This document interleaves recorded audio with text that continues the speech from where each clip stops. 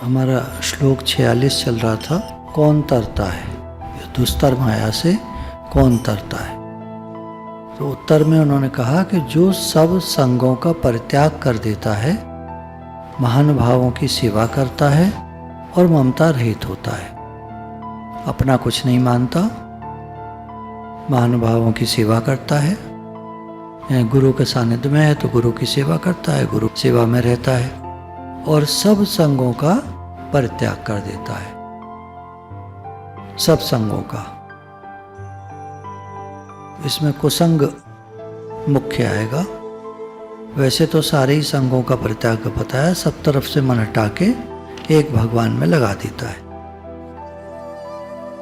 महात्मा जड़ भरत राजा रहुगण से कहते हैं, हे रहुगण, यह भगवत तत्व का ज्ञान और भगवत प्रेम, तप, यज्ञ, दान, गृहस्थाश्रम द्वारा परोपकार, वेदाध्ययन और जल, अग्नि एवं सूर्य की उपासना से नहीं मिलता।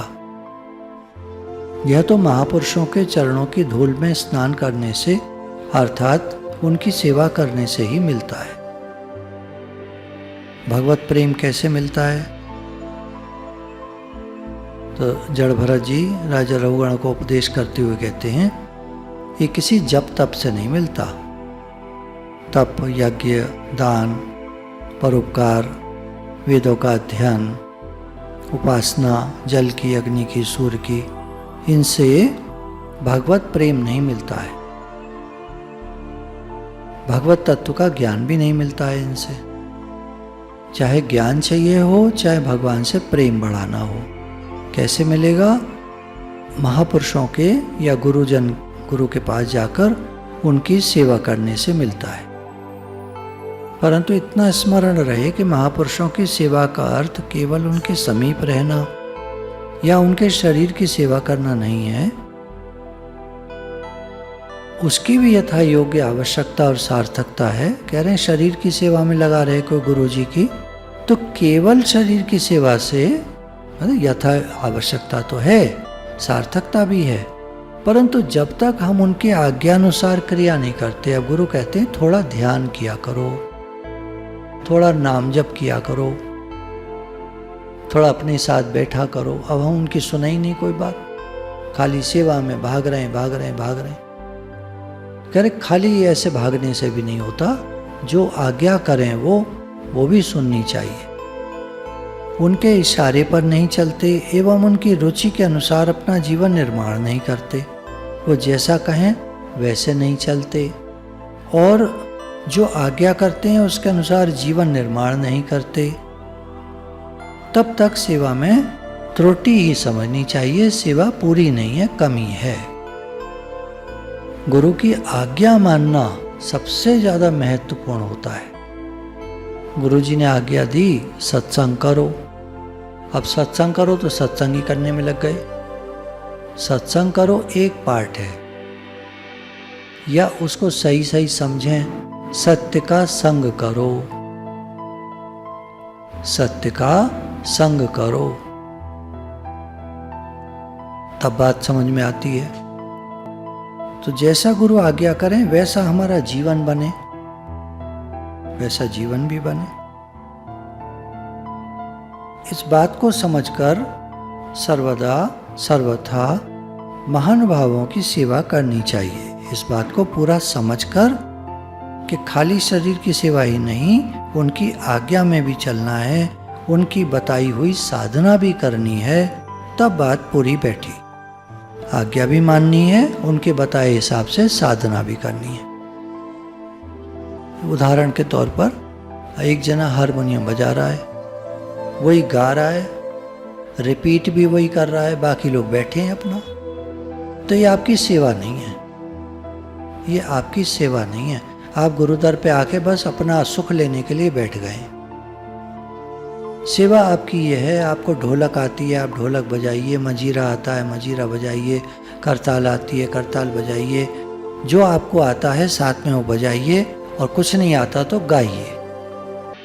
ये सेवा पूरी हुई।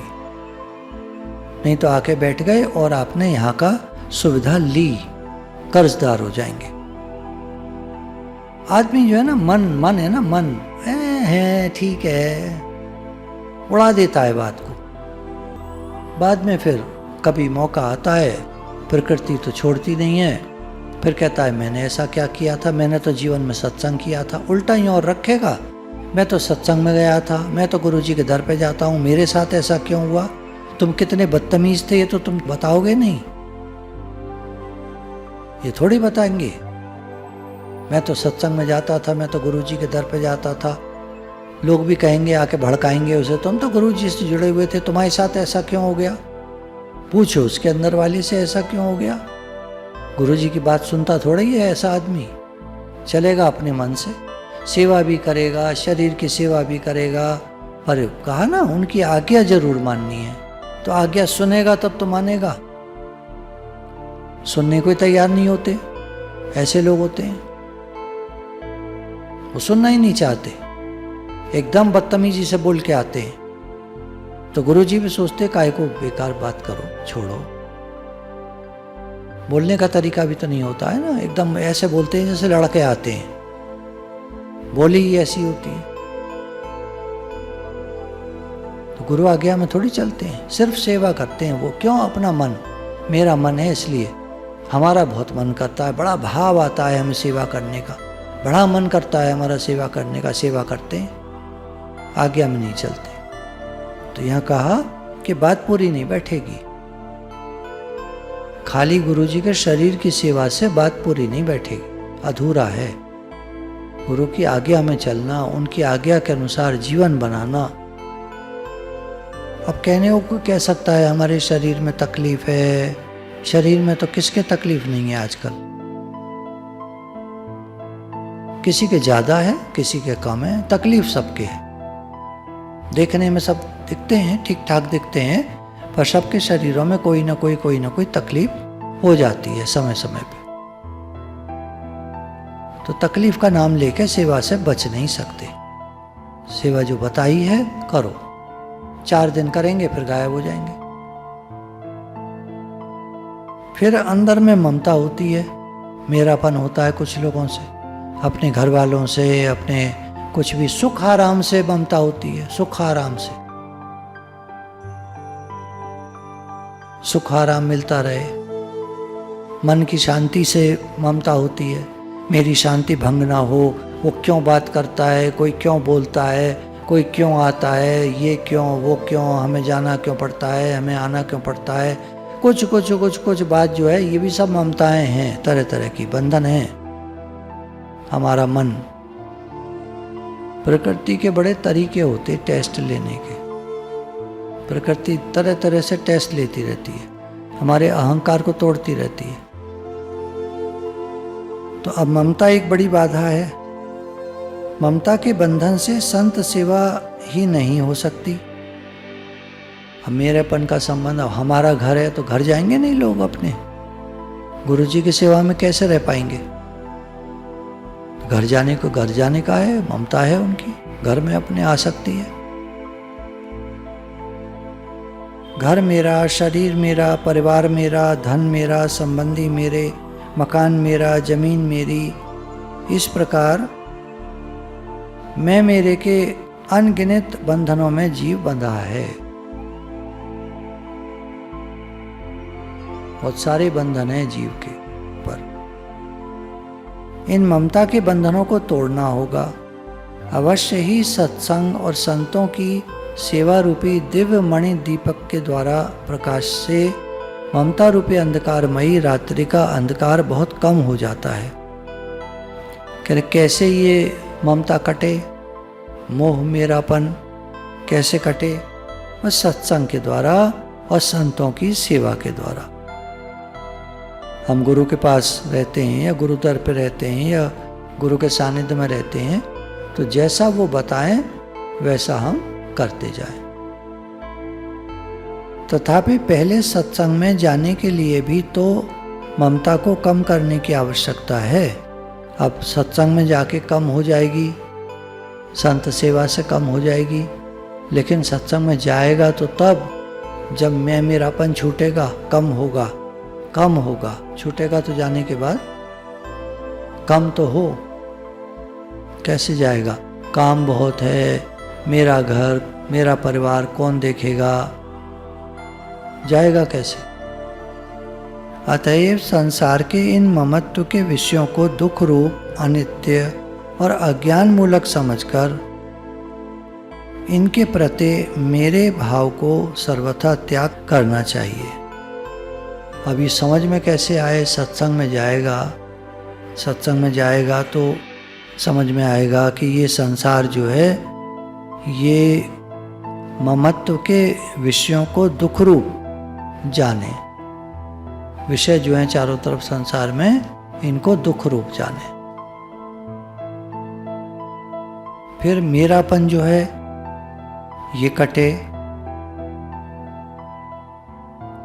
संसार अनित्य है ऐसा जाने। अज्ञान मूलक है, इसमें ज्ञान कुछ नहीं है। संसार में किसी को कुछ नहीं मिलता, ज्ञान तो गुरु के पास ही मिलता है। संसार अज्ञान मूलक है, अज्ञान को और बढ़ाने वाला है, और अज्ञान इसकी जड़ है। अज्ञान मूलक, मूल का जड़ अज्ञान से उत्पन्न है। तो संसार में कुछ भी करने से भगवान नहीं मिलेंगे, आवागमन का चक्र नहीं कटेगा। यह समझना चाहिए कि संसार में मेरा कुछ भी नहीं है। यह ज्ञान मूलक संसार है, इसमें मेरा कुछ भी नहीं है। जिस शरीर को मनुष्य मेरा ही नहीं वरन मैं कहता है, वह भी एक दिन नष्ट हो जाने वाला है। तब फिर अन्य वस्तुओं में मेरापन करना तो मूर्खता है। अपना ही शरीर नहीं रहने वाला एक दिन, अपना घर परिवार छोड़ जाने वाला एक दिन। ये बात सुन रहे हैं या समझ रहे? नहीं समझ रहे, क्योंकि जब किसी के साथ कुछ होता है तो वो रोता है, हाय। तो गुरु बता रहे हैं शुरू से, वो समझ में नहीं आता। आदमी रोता है, उसके रिश्तेदार आके कहेंगे तुम तो गुरु के दर पे जाते थे, वहाँ रहते थे, या गुरु थे तुम्हारे, तो तुम्हारे साथ ऐसा क्यों हुआ? तो भैया दुनिया में कोई मरेगा नहीं फिर तो गुरु के दर पे आ गया तो ये तो होने वाली निश्चित बातें हैं। गुरु बता रहे हैं, समझना चाहिए कि एक दिन कोई नहीं रहने वाला है, अपना ही शरीर जाने वाला है, मरने वाला है, और शरीर जो मिले हैं वो भी एक एक करके छूटने वाले हैं। समय आएगा जब छूटेंगे, जब भी आएगा। परमानेंट तो कोई रहता नहीं यहाँ पर, ये तो बात समझनी पड़ेगी। हमारे साथ ऐसा ना हो, हमारे साथ ऐसा ना हो, तो ऐसे नहीं होगा। ये तो वही 2 मछलियों वाला दृष्टांत है ना। तो वो कहने लगी मछली के मैं न मरूं। नारद जी का वरदान था, जो मांगोगे मिलेगा, तो मैं न मरूं। अब कहते रहो न मरूं, ये तो मरणशील संसार है, यहाँ सब मरने वाले हैं। तो ये बात तो समझनी पड़ेगी ना। तो जिस शरीर को आदमी मेरा कहता है या मैं कहता है, वो नष्ट हो जाता है एक दिन। तो इसलिए किसी भी वस्तु में मेरापन करना मूर्खता है। माया से तरने के लिए इस मेरेपन का नाश जरूरी है। मैं मेरापन शरीर के साथ जो हमने कर लिया है, माया से तरने के लिए, जन्म मरण के चक्कर से छूटने के लिए मैं मेरापन का त्याग की जरूरत है। जो ऐसा करता है, मैं मेरेपन का त्याग करता है या नाश करता है उसका, वो माया से तर जाता है। कौन तर जाता है माया से? जो 3 बातें बताई।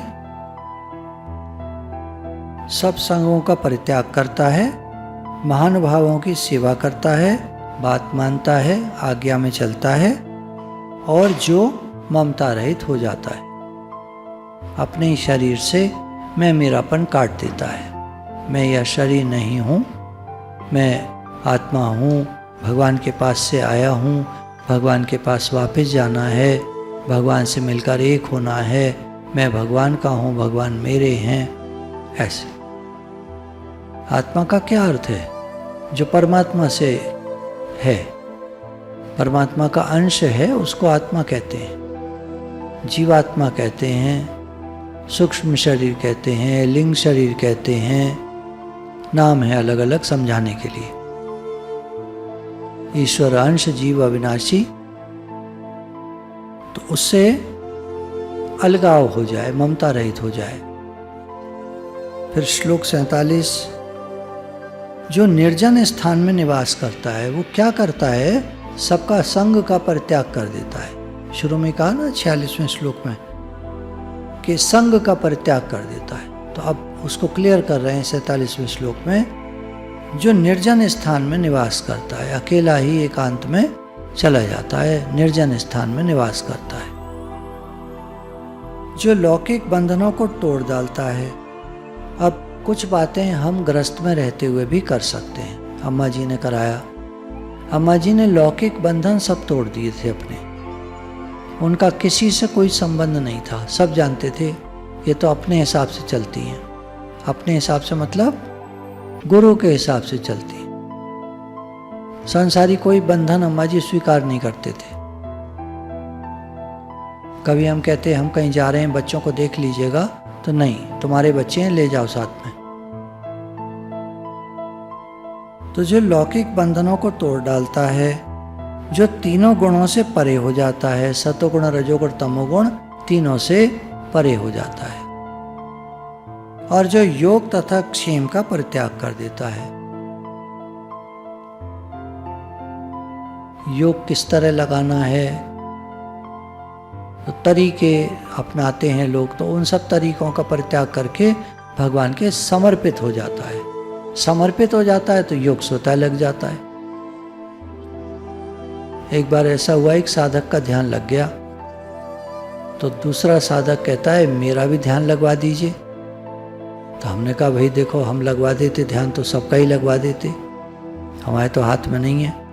तो बोला कुछ तो करिए आप। तो भगवान ने युक्ति दी। तो हमने कहा तुम्हारा क्या आग्रह है, ध्यान क्यों करना चाहते हो? ध्यान में देखना चाहता हूँ क्या होता है। हमने कहा क्या जो दिखेगा तुम्हें समझ में नहीं आएगा, तुम्हारे ध्यान अच्छा ही नहीं लगेगा, तुम्हारे ध्यान करके भी तुम्हें लगेगा मैंने ध्यान नहीं किया,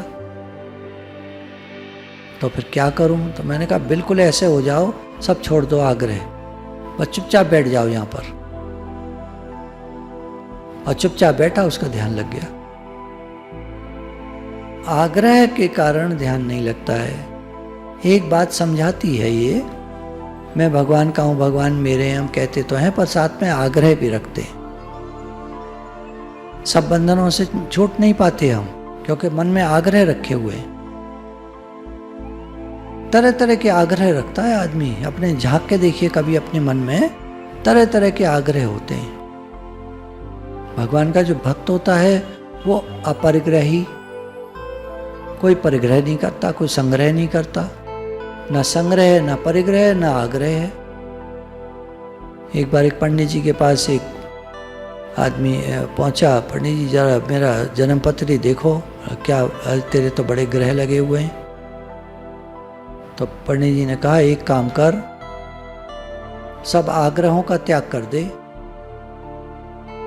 सब आग्रहों का त्याग कर देगा तो तेरा ग्रह क्या बिगाड़ेंगे।